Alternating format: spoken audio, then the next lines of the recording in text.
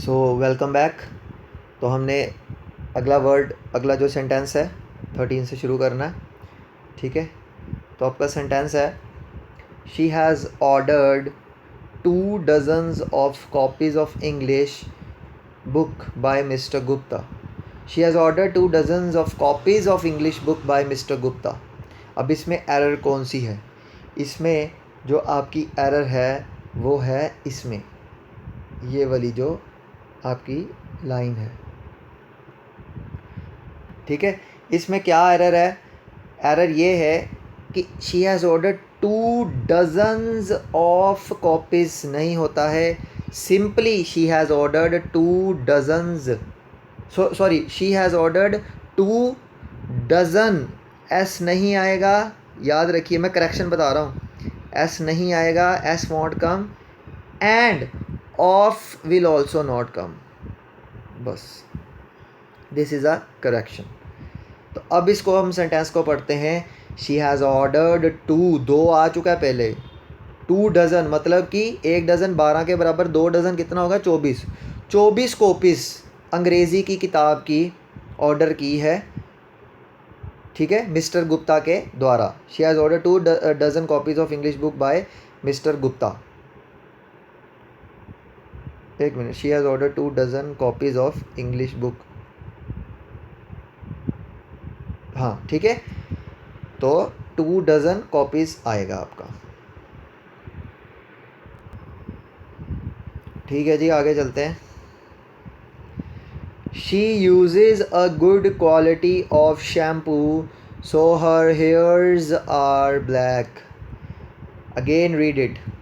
She uses a good quality of shampoo so her hairs are black. So always remember that with hairs,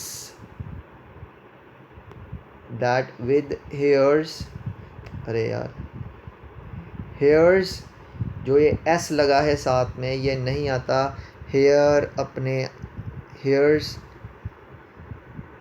जो है वो गलत होता है और हेयर बिल्कुल सही होता है। तो हिज हेयर आर ब्लैक होता है, हेयर्स आर ब्लैक नहीं होता है। हेयर अपने आप में जो है उसको वो अपने आप में ही कंप्लीट है, तो उसके साथ एस नहीं आना है, इसको याद रखिएगा।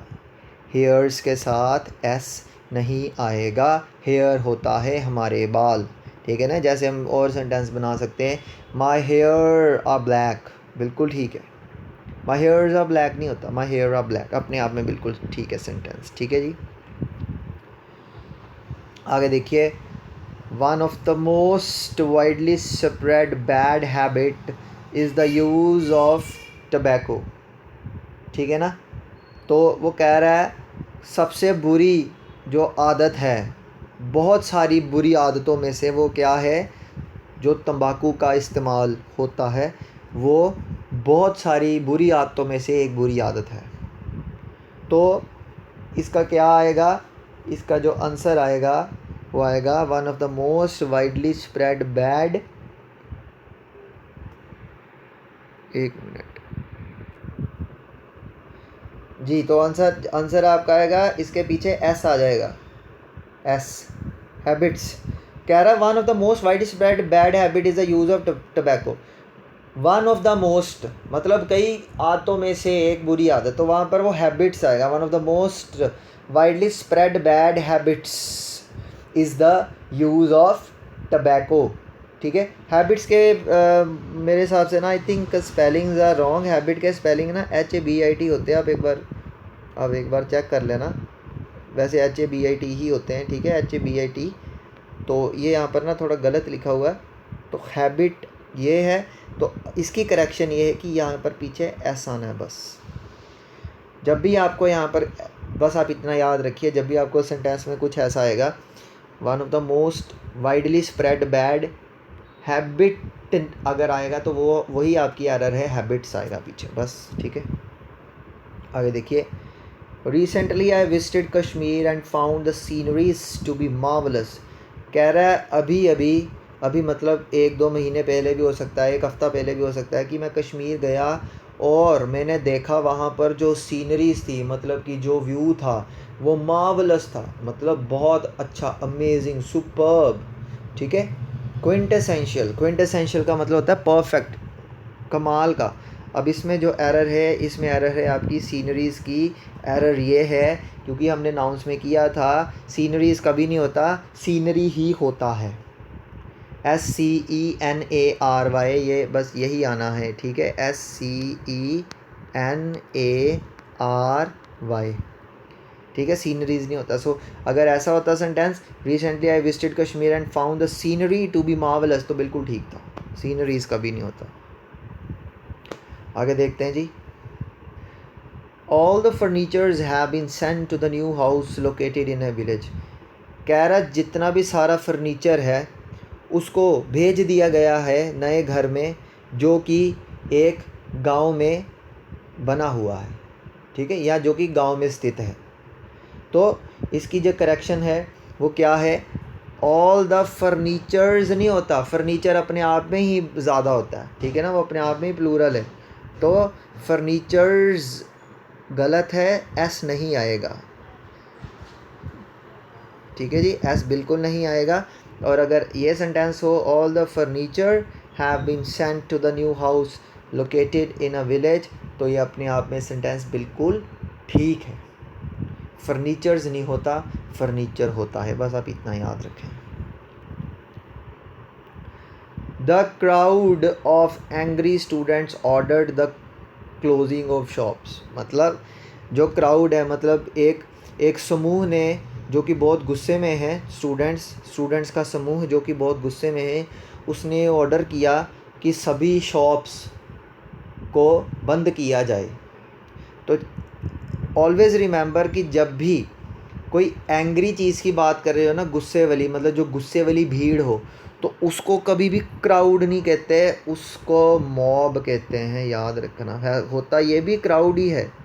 Mob also means crowd, but mob is used when the crowd is very angry, is full of agitation. Agitation मतलब विद्रोह, प्रोटेस्ट। तो जब कोई प्रोटेस्ट कर रहा है, कोई हड़ताल कर रहा है, तो उसको क्राउड नहीं कहते, उसको मॉब कहते हैं, मॉब। ठीक है जी, इसको याद रखिए। आगे देखते हैं जी।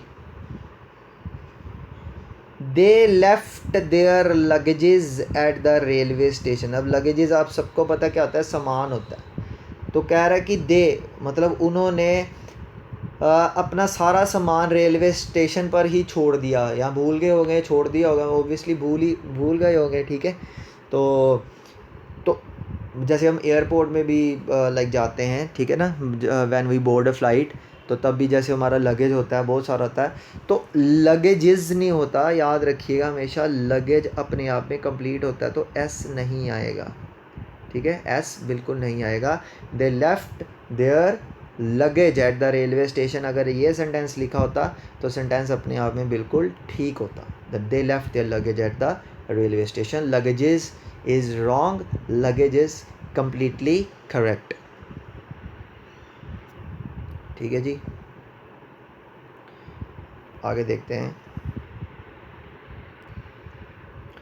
जी। The bus could not ascend the steep hill because it was in the wrong gears। देखो पहले तो इसका मतलब समझो, कह रहा है the bus could not ascend the steep hill। ascend का मतलब होता है मतलब कि जब हम पहाड़ चढ़ते हैं, ठीक है ना, तो पहाड़ में चढ़ना उसको हम क्या बोलते हैं, असेंड बोलते हैं। ठीक है, तो वो ये कह रहा है the bus could not ascend, जो बस है वो स्टीप हिल, जो बहुत जैसे इंक्लाइंड होती है बहुत ही, तो वो जो बस है वो स्टीप हिल नहीं चढ़ पाई, क्योंकि वो गलत गियर में थी। तो ये तो हमें भी पता है कि जब हम कोई जब हम जैसे कोई पुल में जा रहे हैं, हम क्लाइंब कर रहे हैं, क्लाइंब नहीं कहूँगा, जैसे हम व्हीकल से ही जा रहे हैं, अपने मोटरसाइकिल में जा रहे हैं, अपने कार में जा रहे हैं, तो हम गियर को हमेशा क्या कर लेते हैं, छोटा कर लेते हैं गियर। तो बस यही है कि तब क्या पता जो बस है तो वो तीसरे या चौथे गियर में ना हो, बल्कि उसको दूसरे गियर में रखनी चाहिए थी। ठीक है ना, तो फिर बस आराम से स्टीप हिल में चढ़ जाती, बट वो कह रहा है बस चढ़ नहीं पाई क्योंकि वो गलत गियर्स में थी। तो इसमें जो आपका करेक्ट जो सेंटेंस होगा वो होगा जब आप ये देखोगे, गियर्स नहीं होता है गियर, रॉन्ग। अब वो तो अब एक टाइम में तो बंदा एक ही गियर डाल सकता है ना, ठीक है ना। अब जैसे हम कहते हैं कि वो दूसरे गियर में है, तीसरे गियर में है, ऐसा तो नहीं कहते ना कि वो तीसरे चौथे पाँचवें इकट्ठे है गियर में, तो गियर थोड़ी होगा फिर। एक टाइम पे तो एक ही गियर होता है ना, चाहे वो तीसरा गियर हो, चौथा हो या दूसरा हो, ठीक है ना। कहने को तो चलो वो चौथे गियर में फास्ट चलती है, मतलब कि 3 गियर वो पार करके आया, लेकिन उस टाइम पे तो एक ही गियर पे है ना, लेकिन तो इसलिए गियर्स नहीं होगा, क्या होगा, गियर, GEAR, ठीक है। तो ये आपकी करेक्शन है। उसके बाद देखिए, the Indian force drove away the Chinese. और देखो ये बहुत सिंपल है, इसको ध्यान से पढ़िए। द इंडियन फोर्स मतलब कि जो भारतीय सेना है उसने चाइनीज़ को, चीनी सेना को पीछे खदेड़ दिया। तो जब हम बात करेंगे द इंडियन फोर्स, तो इंडियन फोर्सेस होता है, इंडियन फोर्सेस, ठीक है। पोस्ट्रॉफी वाला नहीं, फोर्सेस मतलब ज़्यादा, द इंडियन फोर्सेस। जैसे नेवी आ गई आपकी, आर्मी आ गई, एयर फोर्स आ गई, ठीक है। और भी जैसे पैरामिलिट्री फोर्सेस भी आ सकती हैं, जैसे BSF हो सकती है, ITBP हो सकती है, कोई भी हो सकती है। तो कह रहा था Indian forces drove away the Chinese. तो ये अपने आप में जो सेंटेंस है ये बिल्कुल क्या है, करेक्ट है। अब आगे देखते हैं, कह रहा है अ टन्स वेट, अ टन पता कितना होता है, 1000 किलो होता है, उसको टन बोलते हैं, ठीक है जी। तो वो कह रहा है, कि a tons weight is too heavy for any one to carry on his head. वो कह रहा है टन्स वेट मतलब 1000 किलो बहुत ज़्यादा भारी होगा किसी के लिए भी कि वो उतना भार अपने सर पे उठा पाए। तो ये तो बड़ी ऑब्वियस सी बात है, ये तो फैक्ट है। आप 1000 किलो की कोई भी चीज़ अपने सर पे थोड़ी उठाओगे, ठीक है ना। 10 किलो भी नहीं उठाई जाती कई बार तो, ठीक है ना। मतलब तो हाँ, तो इसका जो आपकी करेक्शन है वो आपकी करेक्शन क्या है बताइए। करेक्शन आपकी ये है कि इसमें कोई करेक्शन है ही नहीं, ये अपने आप में सेंटेंस बिल्कुल ठीक है, ठीक है ना। वो कह रहा है अ टन्स वेट, 1000 किलो का वेट। अब देखो का के की तो पोस्ट अपोस्ट्रोफी आया, ये देखो अ टन्स वेट, यहाँ पर क्या आया, अपोस्ट्रोफी S। तो बिल्कुल ठीक है, tons weight is too heavy, बहुत ज़्यादा हैवी होता है, for any one to carry on his head, ठीक है जी। आगे देखते हैं, his mouth watered when he saw a bouquet of grapes. कह रहा उसके मुंह में लार टपकने लग पड़ी या उसके मुंह में पानी आ गया जब उसने देखा एक grep, when he saw a bouquet of grapes मतलब ग्रेप्स का की बुके देखी उसने। अब आपको पता है कि ये जो बुके होता है वो तो फ्लावर्स का होता है, बके ऑफ क्या होता है, बके ऑफ फ्लावर्स, वो बिल्कुल ठीक था, या बके ऑफ फ्लावर्स भी बोलते हैं, वो बिल्कुल ठीक है। बके ऑफ ग्रेप्स नहीं होता, बके of grapes is absolutely wrong, बल्कि क्या होता है, बंच, बंच ऑफ ग्रेप्स, ठीक है ना, जिसको गुच्छा बोलते हैं हम, ग्रेप्स का गुच्छा। तो वो आपका क्या है, सेंटेंस बिल्कुल ठीक है, ठीक है जी। तो यहाँ पर सिंपल बके नहीं आएगा, बके ऑफ फ्लावर्स होता है। अब अगर यहाँ पर बके ऑफ फ्लावर्स होता तो बिल्कुल ठीक था सेंटेंस, बट यहाँ पर बके ऑफ ग्रेप्स है तो बिल्कुल गलत है, इसको सही करना है। तो वो कैसे होगा, बके की जगह बंच आएगा। आगे देखते हैं अब जी, ये सेंटेंस देखिए, बड़ा अच्छा सेंटेंस है, इसको ध्यान से समझ लेना। कह रहा my brother in laws who live in Mumbai have come to stay with अस।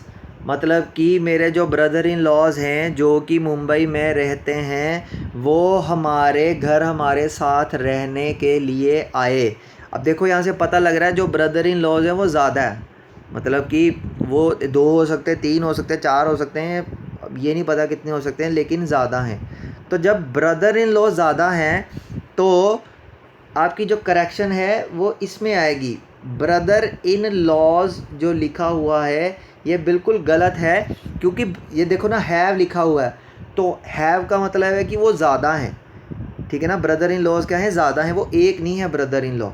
तो जब ज़्यादा हैं तो यहाँ पर आपका आपकी करेक्शन आएगी ब्रदर्स इन लॉ, मतलब आर के बाद एस आएगा, ठीक है, ब्रदर्स इन लॉ, और यहाँ पर एस नहीं आएगा। याद रखिए ये आपकी करेक्शन है, my brothers in law who live in Mumbai, ठीक है, ब्रदर्स इन लॉ, क्योंकि हैव लगा है वो ज़्यादा हैं, तो अगर ज़्यादा हैं जैसे कहता हूँ मेरे ब्रदर्स, मेरे भाई आए हैं, तो ब्रदर्स इन लॉ आए हैं, ठीक है। आगे देखते हैं जी, ये देखिए, तो कह रहा था customer handed over 100 rupees note to the shopkeeper. अब ये तो आपको पता ही है कि सिंपल है, ये जान के रिपीट किया मैंने कि जो कस्टमर है उसने 100 रुपये का नोट जो है शॉपकीपर दुकानदार को दिया, तो 100 रुपीज़ नोट नहीं होता, 100 रुपी ही आना है हमेशा। बस आप इस बात को गांठ बांध के अपने दिमाग में बिठा लें कि हमेशा